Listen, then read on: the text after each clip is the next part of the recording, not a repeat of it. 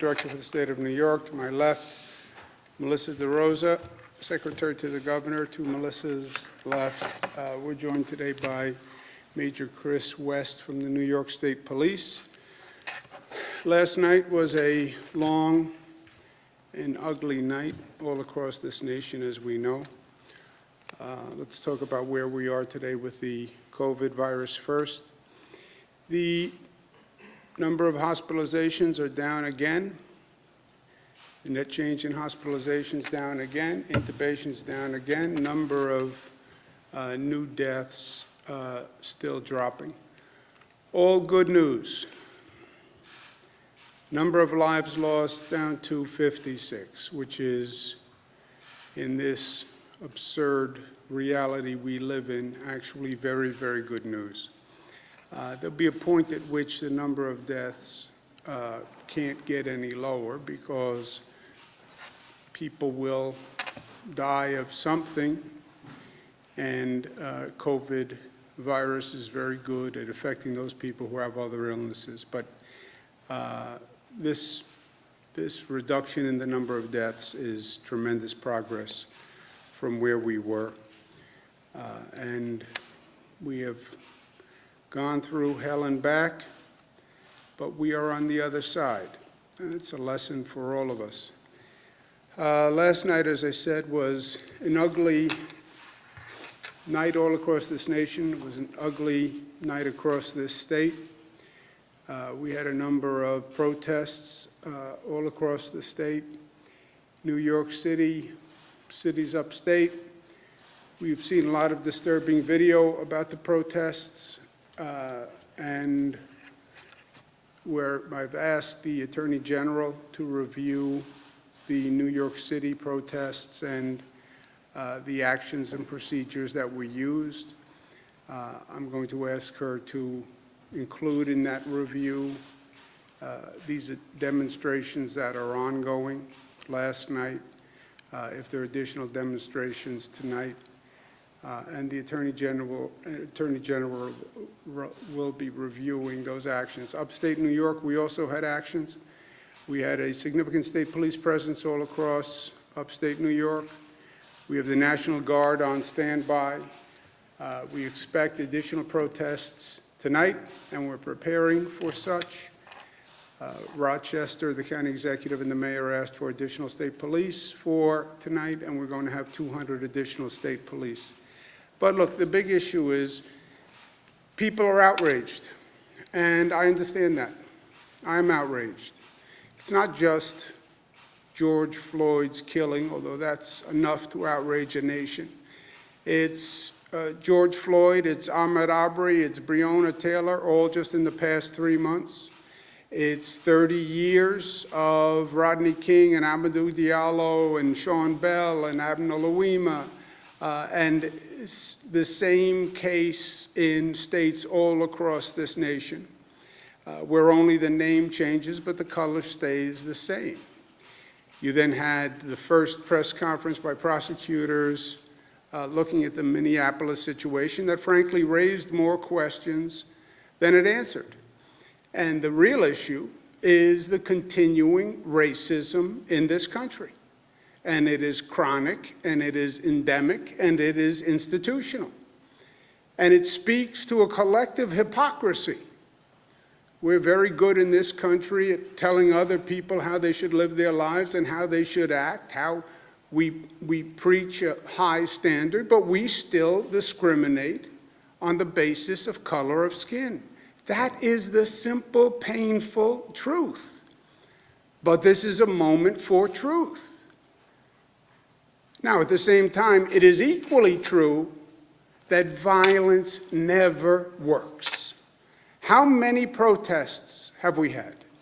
How many nights have we gone through like last night?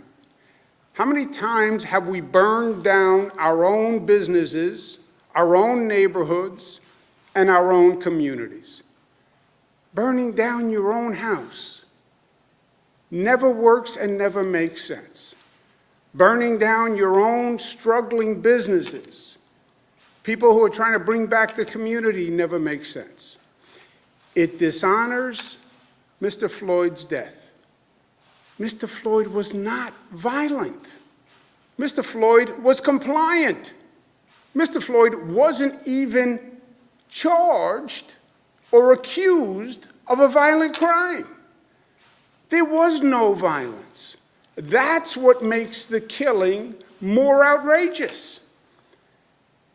When you are violent, it creates a scapegoat to shift the blame. It allows the President of the United States to tweet about looting rather than murder by a police officer. It allows the federal government to politicize what's going on and to come up with theories blaming the left and the extreme left, which only furthers the politics of division. Maya Angelou said, "Hate has caused a lot of problems in the world, but it has not solved one yet." The goal has to be affecting change. How do you use the energy to mobilize people to actually reform society and make things better? And don't tell me that we can't change, because we know we have and we can. Change comes in a moment when the stars line up. It's not easy, but when the stars line up and the people are ready to change, they can change. We have seen it happen in this state and in this nation. We created a new civil right in this nation for the LGBTQ community when we passed marriage equality. And we said we will no longer discriminate when it comes to marriage and telling people who they can love and who they can't love. After the Sandy Hook massacre, when people saw the madness of an assault weapon killing children, we passed common sense gun reform in this state after decades of trying. When we had record income inequality and people said this is enough and enough is enough, that's when we passed free college tuition. And we passed a minimum wage where people can actually live decently. People can change. And we have seen that lesson over the past 92 days as we've been dealing with this coronavirus. Who changed society to deal with this virus? The people did it. 50 days ago, on April 12th, we lost 800 people from COVID. Yesterday, we lost 56. 800 to 56. 60 days ago, we had 3,400 people come into our hospitals. Yesterday, we had 191. Who did that? Who made that remarkable change, that radical change? Who made all that progress? Government leaders? Government did it? No. Let's be honest. Most government leaders denied that COVID was a problem. Most didn't know what to do, and if they knew what to do, they didn't know how to do it. It wasn't government. It was we the people. We the people forced that change and did it in weeks, literally. So of course we can change. And our challenge today is to use this moment, use this energy constructively, and demand real positive change. And articulate what the change is that we want. Be specific. We know what must be done. We know what we can do. We know what should be done. And we know what should be done immediately. Demand that the federal government and every state government pass a law that says allegations of police abuse cannot be investigated by local prosecutors because self-policing does not work, period. Allegations must be investigated by an independent outside agency. Demand that we define excessive force by a police officer by one standard all across this nation so every American lives by the same standard. If a police officer is accused of wrongdoing and is being investigated, release their disciplinary records so people can see what the prior acts of that police officer was. Demand that every public school provide the same level of funding for a child so we don't have two education systems in this nation, one for the rich and one for the poor. There is no reason and no excuse today for any child to live in poverty. We know that. Demand that change. And if our government leaders won't do it, or can't do it, or don't know how to do it, then you vote them out. That's how you make change. Most Americans are good, fair-minded, decent, kind, loving individuals. We need to mobilize the best in our people rather than allowing the worst. But don't lose the passion. Don't lose the outrage. Be frustrated. But be smart and be directed and be constructive and destructive. Help your community. Don't hurt your community. Be a laser and focus on real positive change. That's how this moment becomes a different moment in the history books. That's how George Floyd's death does not become just another name in a long list of people who should have never died in the first place. George Floyd must not have died in vain.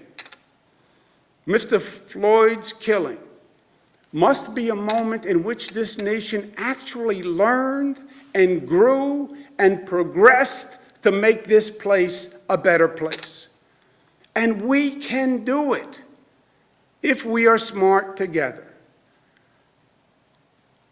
Langston Hughes told us the ultimate goal: make America the land that fulfills her promise of greatness for all Americans. That's what this is about. We can do that.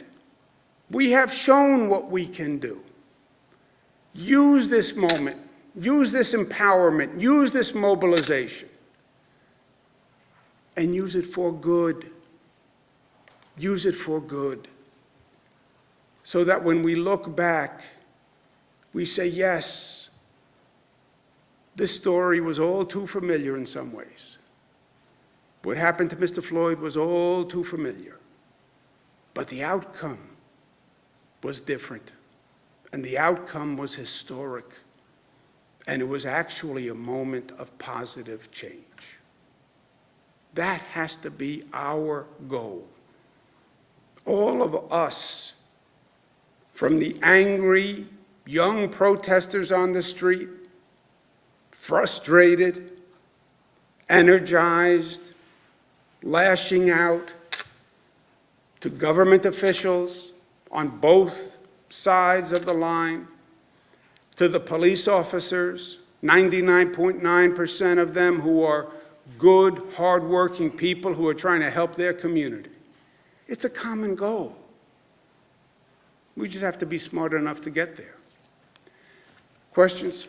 Governor, last night we saw a lot of videos of NYPD accelerating into a crowd of protesters. There's videos of NYPD officials pulling down the masks of protesters and pepper spraying them, and just violence on both sides. Was NYPD's response to the protests appropriate at this rate, and should the state police step in and take over? Look, these situations are very, very difficult. I've seen them. I've been there. Everybody is under stress. They are very difficult situations to manage. The police are in an impossible situation in many ways. But their behavior is everything. And I've seen those videos, and those videos are truly disturbing. And some of the videos, frankly, are inexplicable to me. What do we do about it? I've asked the Attorney General, who is an independent elected official, to review the police conduct activities in the protests last night, the night before, if there's one tonight, and then I want an independent, informed review of what was done right, what was done wrong. I want that report in 30 days. I don't want this to be another government ongoing report that comes out when everybody has moved on. Get it done in 30 days. Don't pull any punches. Tell the truth. Everybody saw the video. Everybody wants an explanation. And let's get the explanation from the Attorney General, and let's make it informed and smart, but let's get it done quickly. That would be in 30 days. What about tonight? What about tomorrow? Well, look, tonight, the NYPD, I've spoken with the mayor. He understands the situation. The police commissioner understands the situation. They know the Attorney General is going to review it. I am telling them that if that review looks at those videos and finds that there was improper police conduct, there will be ramifications. That is not going to be a report that just sits on the shelf. This is a moment of reform. I'm not going to judge it on just what I saw on the video, right? As I said, from what I saw in the video, I think it's inexplicable. But maybe there is an explanation, and there's always two sides.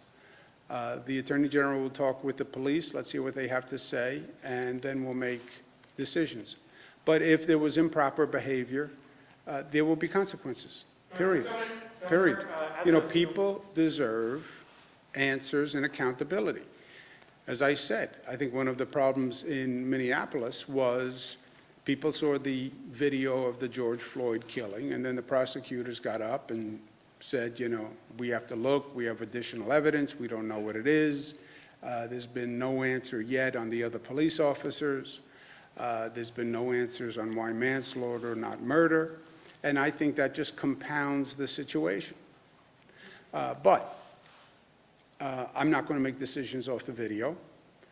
I understand how difficult the job is of the police, and let's hear what they have to say. But I agree that the videos are very, very, very disturbing.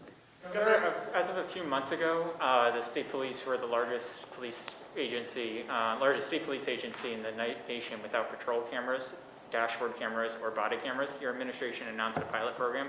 Can you please give us an update on if that pilot program is now in place? Yeah, I don't know. I can get you an update. I don't know the progress of the body camera program, but I can get it. Governor, a lot of protesters are really sort of tired of the language of a few bad apples when it comes to police brutality, and there are a lot of calls to put more focus on officers who might be watching wrongdoing happening. As we're, protesters, that's what they're taking a lot from the videos that we're seeing of other law enforcement personnel who are watching something wrong happening and not stopping it or following up. What more can be done on this issue to encourage, to protect whistleblowers and to sort of fight against this boys club mentality that a lot of protesters are talking about? Yeah, I think what I was trying to say in my opening remarks, you listen to the protesters interviewed on TV. Well, what do you want done? And you just get a whole array of issues and vagaries. We know what needs to be done. We know what reforms we need. And let's be specific. If there's an allegation of police abuse, the local district attorney should not be the investigating authority. Why? Because self-policing doesn't work. And the local prosecutor works with that police agency day in and day out. And are they really in a position to be fair and objective? They will say yes. I say, from a public confidence point of view, have the investigation done by someone else. It should be done by an outside agency that people know can be fair. That's why I'm asking the Attorney General to do the review of the police conduct. Because she's independently elected, she's a statewide official, she can be honest and objective about the NYPD. That's why in this state we have, when there's a killing by a police officer of an unarmed person, the Attorney General does the investigation and not the local district attorney. Have a national definition of excessive force. Why? Because there should be one definition. If a police officer abuses someone in New York City, it should be the same as if they abuse someone in Minneapolis or if they abuse someone in Los Angeles. If there's an investigation for abuse against a police officer, release their prior disciplinary record to see if there's a pattern. By the way, if you release the record and it says there has never been any prior conduct, that actually works to attenuate or exonerate the police officer. If you release the disciplinary record and you find out there's been a pattern, that's also informative, right? These are changes that can be made and should be made now, today. Not cursing the darkness, light a candle. This is what we want done. And be specific, and then say to your Congress people, I want this law passed, and then say to your mayor, I want this law passed, and then say to your governor, I want this law passed. And if they don't do it, then say, I'm going to vote you out. That's how this works. And people win at the end of the day when they're focused and mobilized, and they are focused and mobilized today. I would even go further. I would say, now is the moment to say, I want equality in education. This is ludicrous and repugnant that you have some school districts that spend $36,000 on a child's education and some school districts that spend $13,000 on a child's education. How do you justify that the children of the rich get a much better education than the children of the poor? How is that fair? How is that fair at all? Well, you don't understand. It's hard politically to do that. Well, I understand it's hard politically. I also understand it's the right thing to do. I understand that. Well, the political system, too bad. Then elect a new political system. That's what I say. That kind of reform can be done by political will. How can you justify any child in America living in poverty? How can you do that? Any child. Well, it's hard politically. I understand it. I've been battling these things as governor. I would welcome an empowered citizenry that says, yes, we demand equality of education funding. I would welcome it. I proposed it every year. I can't get it. Be specific about the changes you want made and focus that energy. Make it a laser and actually effectuate change. How does George Floyd become different than Rodney King, than Abner Louima, than all these cases, 30 years in my lifetime, 30 years of the same basic situation? And what changed? Nothing. Nothing. Governor, a lot of the people, Go ahead. a lot of the people that we've been speaking to over the last 2 weeks feel that the government is at fault for their situation, specifically people in poverty, with what's going on with the pandemic, because a lot of people were forced out of work and now they're waiting for unemployment, and it's been 3 months and they haven't gotten any money. We have people calling our news station in tears saying that they can't get through to the unemployment line, and they're saying specifically something this state government can do to help them is to open in-person unemployment lines and make sure these people get their money, because what I'm hearing from people is this state of unrest that a lot of these folks that we're seeing are in. They're just desperate. They were already poor. Now they were forced out of work. Now our unemployment system is backed up. They can't get through. So they don't just blame police. They blame government as a whole. I understand. You're right. And they do blame government as a whole. And this is a very tough circumstance for everyone. And look, it's not a coincidence that the unrest happens in the middle of the pandemic, right? Those are not separate situations. There's tremendous stress on everyone. This isolation of people, the lack of social interaction has created a lot of mental health stress. I think that's true, and that's a fact. And the explosion we saw last night, and we'll probably see again tonight, I think it has many sources of energy coming into that. And what is the direct relationship between 90 days of close down and coronavirus and unemployment and fear and isolation, and then the George Floyd killing as an accelerant to an already highly stressful situation?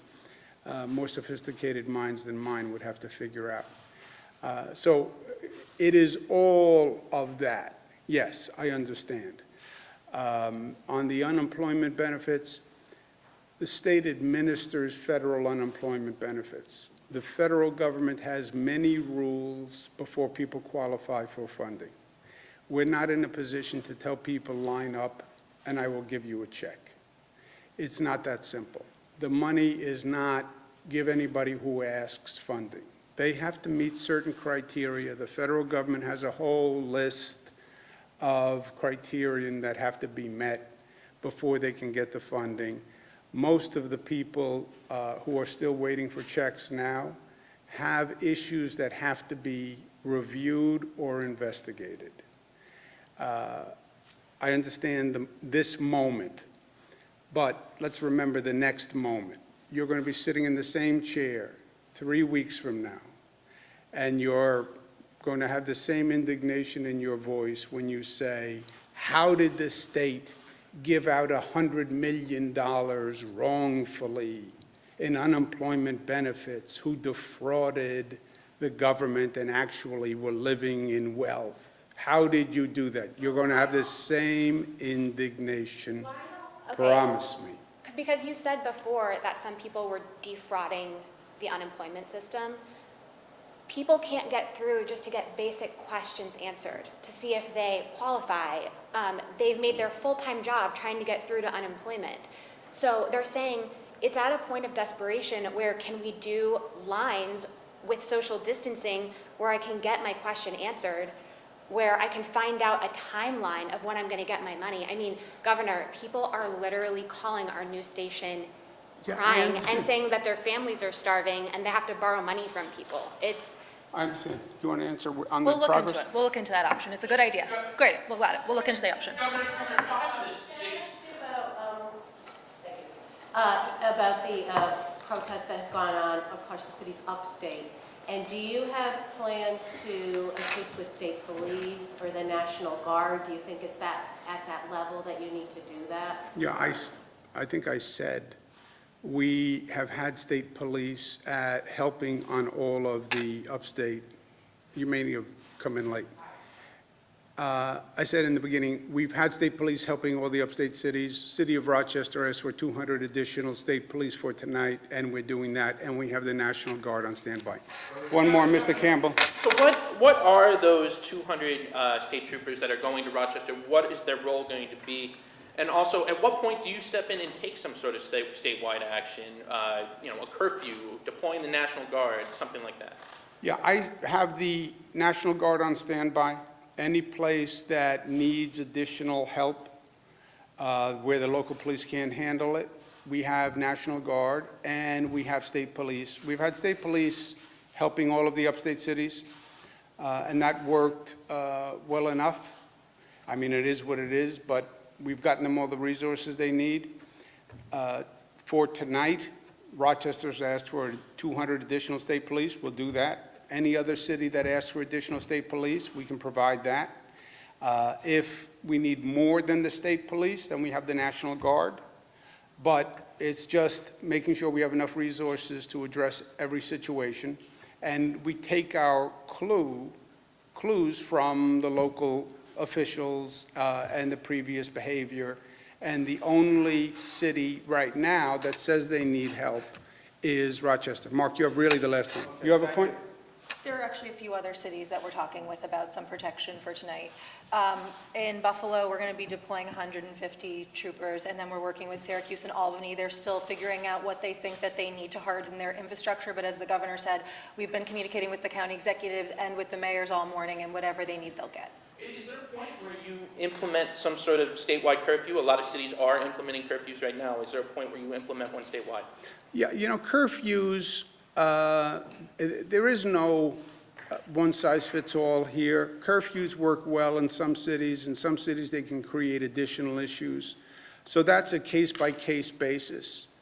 But look, where we are in New York, it was ugly last night. But from a management point of view, a police officer point of view, resource point of view, every locality did what they had to do. It's just an ugly situation, and it's a difficult situation. But we have, between the state police and the National Guard, we have more than enough resources to make sure every locality has what they need. Mark, last. Thank you. I didn't want to break the momentum of all these other, because I have a question a little bit off topic. Well, I mean, off topic from what they were saying. Yeah, but it's not their topic that matters. Everybody has their own topic. When do you think the time will be ready for the state workers to head back to their offices in the state workforce? I understand it's all regional and it's, at the right time. And as you're reimagining New York, how does that relate to state union contracts? Is that why the state workforce is without a contract today, because you're trying to reimagine things? No, the reimagining has nothing to do with the contract. Excuse me. Rob, you want to talk about the state offices open with that regional opening? Yeah, Right? and the state offices have been, as we need more employees in certain areas for certain things, for parks, for example, and those employees have been operating. As far as the offices specifically and office-based, those are being ramped up as we put out protocols. They will follow similar protocols to what we put out for phase 2 for offices. But there are also a lot of workers who are actually teleworking, and that's functioning, so that's in place. But if the state worker feels more comfortable being at that person's desk in the building, is there a way of, and they're not comfortable being at home, is there a way of getting that person, a request being made for that person to go into the office with safety in mind, of course? I mean, I'm not... What we're going to do is make sure that workers come back when the offices are safe, when we set up the social distancing protocols, when we have it in place so that everyone can be safe with all of the protections that we need to have. So not individual for an individual employee, whether or not they have a preference to be home or be in the office. We're going to make sure that the offices are safe, all the protocols are in place uniformly, and then the workers will come back to the office. But a lot of them, again, are working from home. Along with the phases. So as phase 2 comes in, that's when. So right now is when we're doing that. Okay, it was a long night. It was a long night. Get some rest, and hopefully we have a better night tonight. I'll see you tomorrow.